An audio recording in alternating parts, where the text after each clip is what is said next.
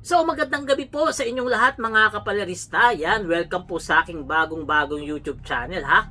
Pag-usapan natin etong si Harry Roque na talagang kinakarma na ngayon ha. Inaasawa na talaga ngayon ng kamalasan. Inaasawa na ngayon ng karma ha. Pag-uusapan natin yan yung nararanasan niyang nagkakaletse-letse na yung buhay niya doon sa Vienna, Austria. Yan.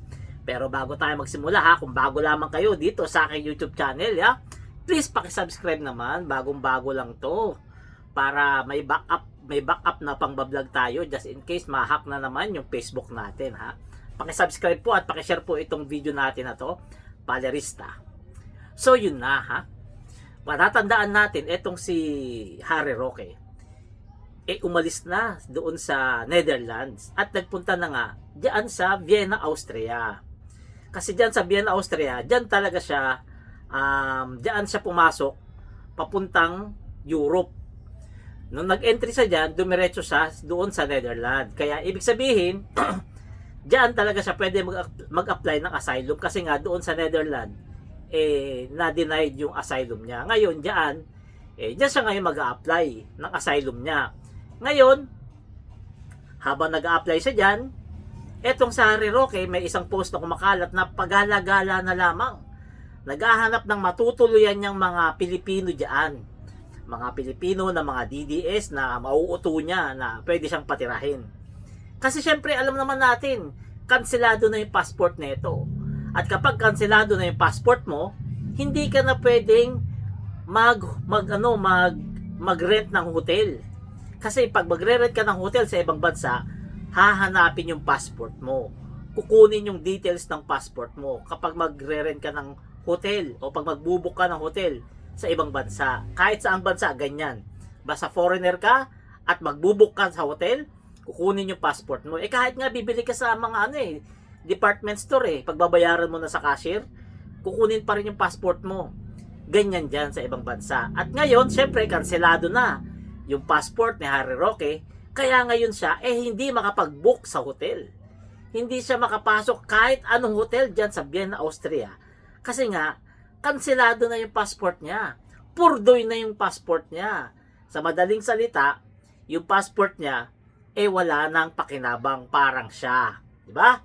Ngayon, may nagsabi kasi dyan sa post na yan, na etong si Harry Roque, palipat-lipat na lamang ng tirahan. Palipat-lipat na lang ng matitirahan sa ating mga kababayan na nakatira dyan ng mga dilis. Ha? Nakikiusap siya kung pwede, dito muna siya 1 linggo. Sa susunod, 1 linggo naman doon sa isang dilis. Next week, doon naman sa isang dilis, 1 linggo. Pag ganun yung buhay niya pala ngayon. Hindi na pala matiwasay ang buhay nito ni Harry Roque at ang problema pa nito, namumblema na pala ito sa panggastos niya, kasi medyo kinakapos-kapos na raw kahit pa paano. Dahil yung milyon-milyon yung pera na galing sa Pogo, galing sa ninakaw niya, hindi pala niya ma-withdraw kasi nga na-freeze yung niya, frozen yung account niya, yung mga pera niya. Kaya hindi niya mapakinabangan. Ngayon, ang problema rito kay Harry Roque, kapag tuluyang maubos yung pera niya, meron pa kayang kukup-kup sa kanya diyan? Kasi syempre hindi pwedeng titira ka sa isang bahay ng isang kababayan natin nang wala kang iaabot kahit pang ulam man lang. Sa ngayon siguro meron pa, di ba? Sa ngayon meron pa. Kasi marami namang pera yan Kasi ang problema, hanggang kailan siya magtatago? Hanggang kailan siya magpapalaboy-laboy dyan na parang daga? Di ba? Parang daga na siya dyan, si Harry Roque. Palaboy-laboy na lamang dyan sa Vienna. Palipat-lipat ng lungga. Kasi hindi na makapag-book ng hotel. Yan kasing napapala kapag may ginawa kang bulilyaso dito sa Pilipinas na ayaw mong harapin. 'Di ba? Imbis na harapin mo, tinatakbuhan mo. Imbis na labanan mo, iniiwasan mo. Talo ka pa ni Dilima, buti pa si Dilima. Kahit ginawa nyo ng mga imbentong kaso, hinarap niya. Ngayon, malinis ngayon ang kanyang pangalan at naging kongresista pa. Ikaw, Harry Roque, kalalaki mong tao, napakaduwag. Para ka rin si Duterte. Wala kang pinagkaiba kay dating Pangulong Duterte na magaling lang magsalita pero walang paninindigan. Pare-parehas kayo nila ba to? Ganyan ba talaga pag sinabing DDS, duwag? So, si dating Pangulong Duterte, sabi niya, sisipain yung ICC. Nasipa niya ba ngayon? Hindi, kaya pinagtatawanan siya ng mga Pilipino. O, si Bato de la Rosa, sabi niya, arestuhin siya ng ICC, sige lang daw ng Trillanes. Ngayon may warrant of arrest na, nagtatago na, ayaw magpakita. O, at ikaw naman, Harry Roque. Diba, sabi mo, mabuti nga kay Dilima na nakulong siya, harapin niya yung kaso niya. O, hinarap niya, ikaw ngayon, hindi mo maharap. Kasi nga, takot ka makulong. Diba, takot ka. O, ngayon, mas gustuin mo pa. Magmukhang palaboy-laboy na daga dyan sa ibang bansa. Kesa panindigan mo, kesa magpakita ka ng tapang dito sa sarili mong bayan. Mas ginugusto mo pa dyan sa ibang bansa. Kasi nga, malaya ka. Pero ang problema, hanggang kailan ang kalayaan mo? Si PBBM, di ba? Alam naman natin, hanggang 2028 pa yan. Kasi hindi nyo naman mapapabagsak na yan eh. Hindi na, tapos na. Yung Iglesia ni Cristo, ayaw nung makisali sa inyo. Ayaw nung makisawsaw sa politika ng Iglesia ni Cristo kasi nga, sila yung nadadamay, sila yung naiipit, sila yung pinagtatawanan ng mga Pilipino.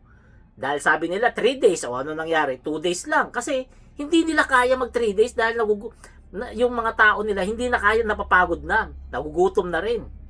Di ba? O ngayon, ang tanging alas nyo lang, Iglesia ni Cristo, na hindi na ngayon makikialam sa politika, purdoy na kayo. O, di ba? Yan kasi sinasabi natin, di ba? Kahit anong gawin ninyo, si BBM kakampi niya yung Diyos. Ha? Kakampi ni BBM yung Diyos, protektado si BBM ng Diyos.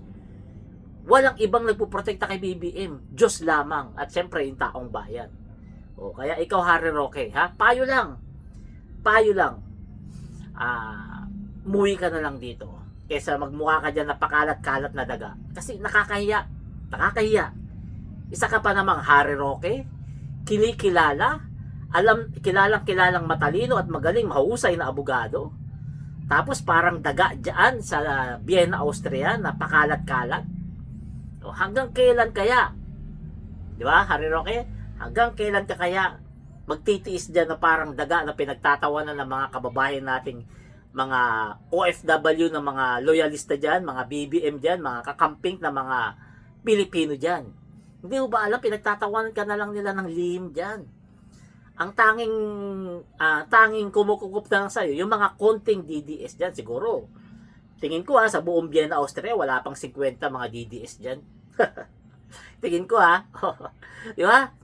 Doon ka na lang ba, magtsatsaga ka na lang ba na nakupkupin ng mga tao na yan? Na hindi mo ka mag-anak, nagsisisiksik ka dyan, hindi ka nahiya. Di ba? Ngayon okay pa kasi may pambayad ka pa. What if dumating yung panahon na naubos na yung ipon mo at hindi ka na makapag-withdraw kasi na-frozen nga yung pera mo? Ano na kaya mangyari sa'yo dyan? May kukup-kup pa kaya sa'yo dyan? May kakausap pa kaya sa'yo dyan? O baka naman maging homeless ka na lang dyan habang buhay. Di ba? Kasi ayaw mong harapin yung bulilyaso mo rito sa Pilipinas.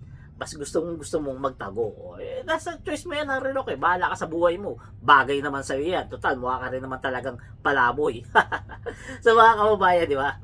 Huwag niyo po kalimutan pakisubscribe po itong ating YouTube channel at bagong-bago lang to. At huwag niyo po kalimutan, pakishare po itong video natin. So, hanggang dito na lang. Salamat po. Bukas po muli.